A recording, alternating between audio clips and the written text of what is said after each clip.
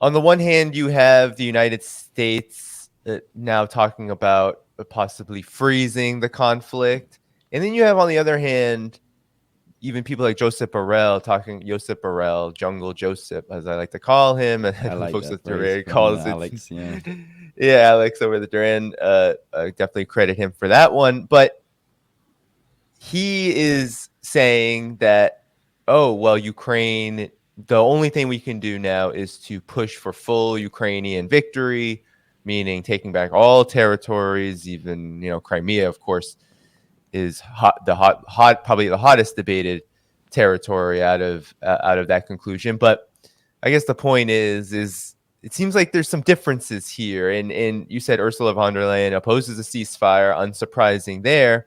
But at the same time, this Ukrainian counteroffensive seems to be one of these like dateless, always talked about topics in the Western mainstream media, especially. I'm wondering where is this at right now, and why are European and U.S. and officials in the collective West, why are they saying, like, it seems like they're saying 2, 3, 4 different things sometimes about the prospects of this counteroffensive, whether it'll happen, and what should be the path forward in this conflict? Why do you think this is occurring? Whoever wants to Let me just begin. interject first and just give you some great news that the spring counteroffensive is officially over.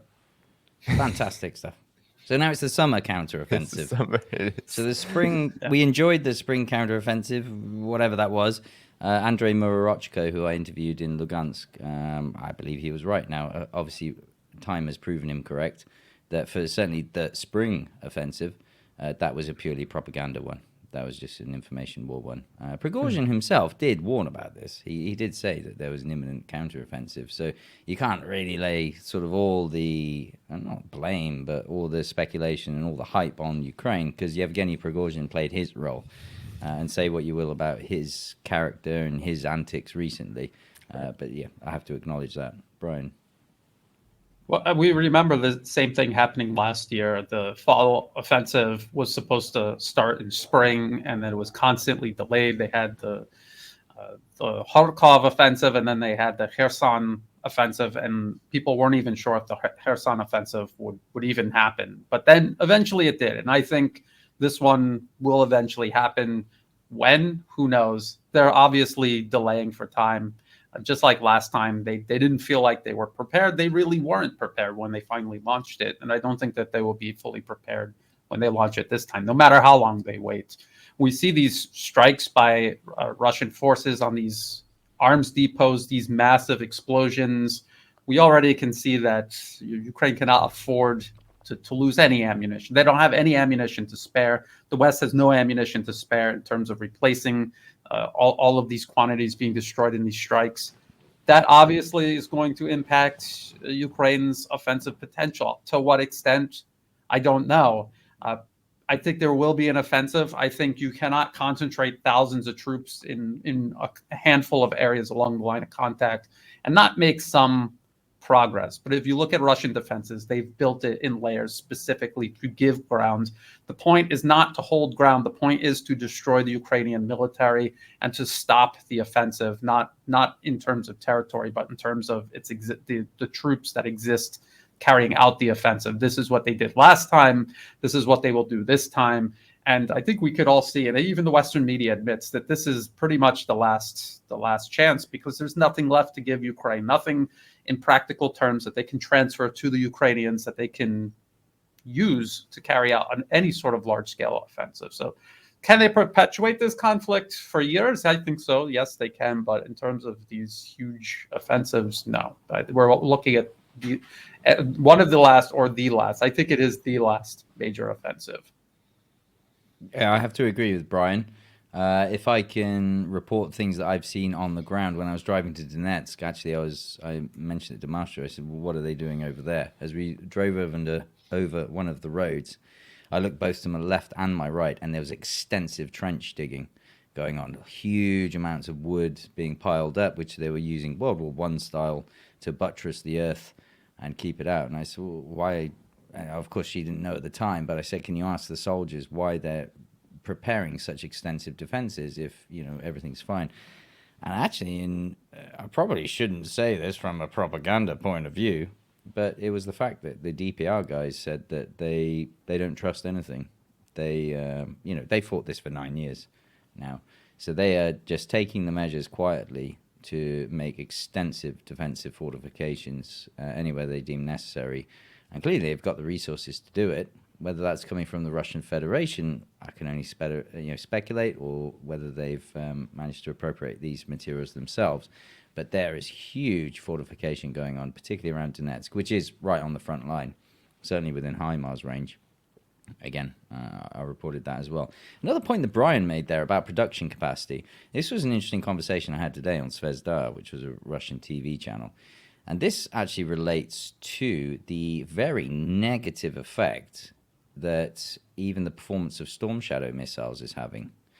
So I went to Lugansk and I viewed the material evidence, which I think it's fair to say amounts to proof that Storm Shadow missiles were used against civilian population in Lugansk, which traditionally up until this point has been a resting stop for troops on rotation, has been considered a safe area up until now, the employment of Storm Shadow missiles. So I haven't been able to publish it on YouTube yet, but I certainly shared it on Telegram, where the guys took me through all the evidence that they have that prove this was Storm Shadow missiles. Their point was, now people like India are looking at the French analog. Remember, this is British and French derived technology. And they're actually now reconsidering their purchases or contracts of these missiles because they don't believe that they can keep up with production. Add into that China, who is watching and learning very rapidly, also has a very competent, effective, integrated air defense system, is learning from Russia. And India, unfortunately, is, they're against Pakistan and China. So now the attraction previously to this weapon, and India's agreed to purchase both Western and Russian weapons. Quite how that works logistically, Brian's better to comment on it. But this was an effect that's affected stock prices of some of these weapon manufacturers as well. It's quite fascinating. It was something I'd not really thought about or picked up on before as a consequence of this conflict. And make no doubt that Russia's learning as well. Russia's testing, Russia's developing. Russia's kind of got the edge with these hypersonic missiles, as, again, Brian's discussed at length and better qualified to comment on than me. But there's some interesting factors and implications. I agree with Brian, by the way, about this offensive. This is the last throw of the towel. What's Ukraine got to gain by it? PR, more funding, if the US debt ceiling can allow it. Yes. So, Brian, please. Well, yeah, about the Storm Shadow, HIMARS, the M777. Again, all the Western militaries over the last 2 decades plus, they have been focused on these small wars everywhere, fighting nations that have antiquated or non-existent integrated air defense systems. Iraq, for example, their air defense system was in shambles when the U.S. Invaded, and it still managed to take down some U.S. jets. Nothing that would change the tide, but still. They did that for the West has focused on building that type of military for decades. And I think people are starting to understand how long-term this is a process of transforming your military to perform an entirely different role, how long it takes to develop weapon systems, integrate them into your way of fighting. And we can see how it's not as easy as just sending Storm Shadows or HIMARS or M777s to Ukraine and it just turning the tide on the battlefield. It simply doesn't work that way. I think it's definitely going to affect the bottom line of these weapon manufacturers. It's also going to convince nations around the world about the way to actually wage modern warfare. The Western model doesn't make any sense anymore. Unless you're going to fight a nation that basically has no military at all, and then in that case, what difference does it make what weapons you have, as long as you have a modern military? Doing things the Western way don't work if you're going up against an integrated air defense system using Russian or Chinese technology. It's very, very similar. There's some overlaps there.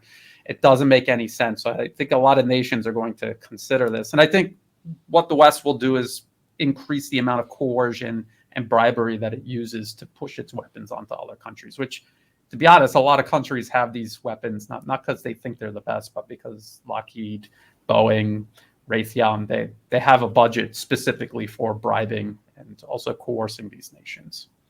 If I can invite your opinion, actually, Brian. Sorry, Danny, to jump in there, but there's 2 points I'll make. Storm Shadow, I believe, started to be developed in 1994. Again, you've just touched on the fact it takes this length of time. We're talking about F-16 fighters, which have gone off. They're 4th generation fighters. We're on 5th, I believe. When it comes to the use of these Storm Shadow missiles, one thing that the curator of these objects in Lugansk said to me, and he stressed this was speculation, but given the limited number of compatible Soviet aircraft, his speculation that he had read from other experts were that NATO was using something like the Rafael or Typhoon to fly into Ukrainian airspace, deploy the Storm Shadow, and then fly out. I don't know if you have any idea or comment on that. Well, one of the biggest limitations for the Storm Shadow or any other missile like it that the West wants to send to Ukraine is that, yes, it is air-launched. Ukraine has hardly any air force left. They're constantly losing aircraft. They depend on Eastern European nations in NATO transferring what's left of their Soviet-era warplanes. If they are doing that, if they are using Western warplanes to launch these missiles, that's incredibly risky because, as we've seen, and as is even admitted by the Western media, Russia is capable of downing aircraft flying over Ukraine, even from within Russian Federation territory, with long-range air-to-air missiles. So imagine if they shot down one of these French-built warplanes, what implications that would have. That would be incredibly risky. So I don't know. I think that the Storm Shadow has been, and the plan to use it and transfer it over to Ukraine, I think this has been in the works for a long time. I think that's the reason they're sending the F-16, because I can't imagine what else the F-16 would be useful for. Nothing, virtually nothing. So I think that's what's going on here. And I think that is why there's this urgency to send them F-16s specifically for these air-launched missiles. It would be so risky to do it. I agree with you, the F-16 and the urgency attached to it. The thing that counters that speculation is the claim by the Russian Ministry of Defense that they shot down the aircraft that launched those Storm Shadow missiles. If those had indeed been NATO aircraft, Typhoons, Rafales, or anything like that, I think there'd be far more media attention to that. Certainly from the Russian side in particular, if they could confirm that and had actual facts to back it up. So I just thought that was an interesting piece of speculation. And now that you've said, about the F-16, I wouldn't expect it to be dogfighting with the Russian Air Force. I wouldn't expect it to be engaging in any form of combat like that.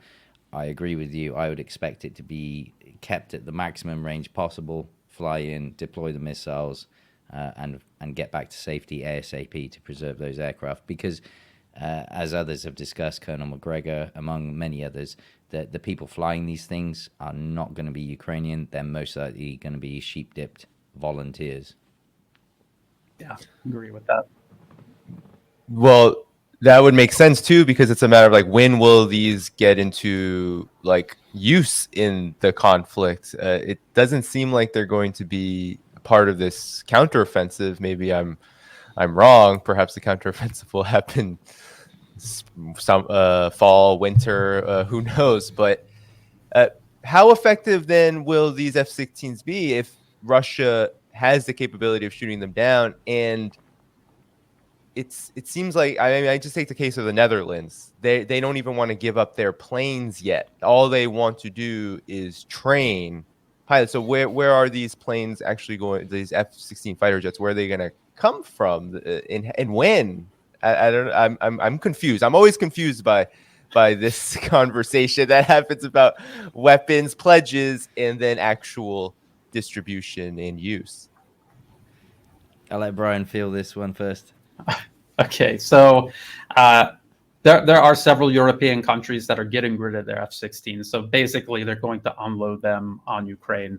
They're going to be getting the F-35, which I believe is an equally useless, overpriced piece of hardware. And I've kind of thought about this for a while. You're going to see F-16s shot down. It's going to look bad for Lockheed.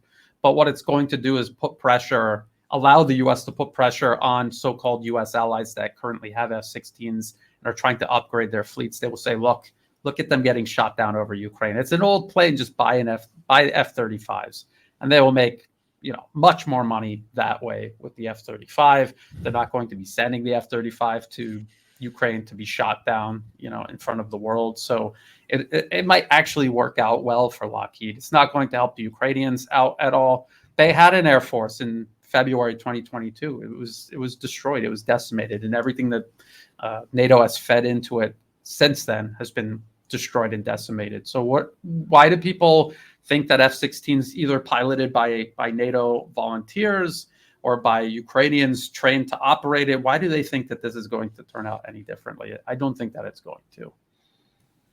No, I have to absolutely agree with you. And that lends into, as I said, this discussion I had today. And we're not just talking about Storm Shadow missiles, we're talking about a range of missiles, the Patriot, the dated Patriot as well. I mean, trying to claim that it shot down a hypersonic missile and then showing a completely different munition from the mayor of Kiev was, well, it would be amusing if it wasn't tragic. But yeah, we're kind of seeing consistently. And then as you've just said, like, you have F-16 shot down. Leopards have been destroyed. It's been reported in Russian media.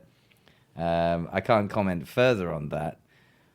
For some reason, the Russians aren't showing the evidence of that yet. But watch this bit and forget that I said that. So we're already having that with other Western weapons that are being sent there, and it's not a good look. For all this supply, the Gepard tanks, so I say tanks, the platforms, the anti-aircraft platforms, are being destroyed. We're seeing even the drone footage of them being knocked out. And we had this whole hullabaloo with Patriot missiles systems. Were they knocked out? Were they not? Well, yeah, they were knocked out. And they're proving pretty much ineffective, which is not, again, you have to say, which is not a bad reflection on the operators if they are indeed Ukrainian. It's just simply the situation they're in, and also the technology that they're using against the technology they're up against. It's not a good look. And yes, it is reflecting seemingly in the share prices of these Western arms manufacturers, which in turn then on the grander international scale, when Newland comes along to India and say, hey, you got to buy our systems, like you've just said about the F-35, it's not really a good sell, really, when they're performing so badly in this. And again, I hate to be so cold-blooded, but what is a test environment now as Ukraine's being used by both sides? Let's again not point the finger anyone in particular. Both sides are testing these technologies. We're seeing with electronic warfare with drones now, which has been quite chilling, actually, from certainly Patrick Lancaster's one of his latest reports about the drone combat that's going on, which something as a former infantryman, I never factored into my consciousness in training. It was, was scanning the bushes and trying to identify where shots came from. You never thought to look up above that someone would drop a munition right on your shoulder and blow your head off. Sorry to be so graphic, but that's sort of the nightmare that we're seeing. And again, I'll say it, unfortunately, Ukrainians are suffering. Human beings are suffering. It's a nightmarish environment. Yeah, and perhaps now we can talk about NATO's other wars, because there has been some activity in Serbia's Kosovo region. There's been protest demonstrations after a municipal election where Serbian people are claiming it's completely bunk, 4% turnout. And of course, Serbia's political class, their officials have been saying for quite some time that Kosovo's leadership has been wanting the Zelensky treatment. And so could you comment on what's happening there? There is a long history with NATO and Serbia, of course, dating back to the former Yugoslavia. And while I don't think anyone died in what was a pretty intense clash between NATO occupation troops, Kosovo forces, and Serbian people. And so I'm wondering, what's your impression of this, your reactions, whoever wants to begin? Maybe Brian, if you want to begin. Brian. And the Duran actually did a really good job covering the situation in Serbia and explaining the whole background. The point that I want to make is that Kosovo, under international law, is recognized as part of Serbia, and yet the U.S., the rest of NATO, are playing this game where they're encouraging separatism, all while at the same time wringing their hands about Russia violating Ukraine's sovereignty. And then also we can talk about Taiwan, a province of China recognized as such by the UN, by the U.S. State Department officially on its website right now, and yet at the same time treating it like it's a separate country. This completely undermines the West's entire argument about upholding the territorial integrity and sovereignty of Ukraine, which, by the way, since 2014 hasn't had any sovereignty. The elected government was thrown out of power by a U.S.-sponsored coup. So it's just another example of how the West is undoing its own legitimacy. And I think that's because the window of opportunity for it to assert itself as a global hegemon, that window has closed. They're still trying to encircle and contain both Russia and China at the same time. And when you're rushing, you're out of options. These are the kind of things that happen. All of these contradictions that make no sense and only end up undermining your credibility, which I think at this point the West has none. Indeed, Putin's used the Kosovo example in his speeches and arguments. How the West will recognize Kosovo, but they won't recognize the autonomous regions in the Donbass as well. The double standards just keep going on there. We've seen unsuccessful attempts, I believe, personally, to open a second front in other countries. I think they even tried it in Georgia. They've tried it elsewhere. And now Kosovo is like this old scab that they're just picking at again, it appears, because of the leadership's reticence to toe the line. We've seen it both with Vucic and we've seen it with Orban as well. These leaders who have then been, well, yeah, I mean, it's oversimplified to say bullied, but it's far more complicated than that. And we're seeing almost that same bullying nature trying to be exerted on South Africa, among other nations as well. But specifically with these second fronts, yeah, I agree. I think, 14 Italians were injured in these conflicts with in Kosovo around Serbia and this. And I saw a report today about prayers for peace in Kosovo, and behind there you could hear gunfire and tear gas being deployed, and even it claimed artillery. I didn't hear artillery in that video, but this report said that. And once again, I feel sympathy for the people here being subjected to these geopolitical games being played by the West, and it only serves, as Brian says, to really show them for who they are and the game they're playing, which again, when the Russian media reports it, it just serves to strengthen the whole reason this special military operation, as they call it, is going on.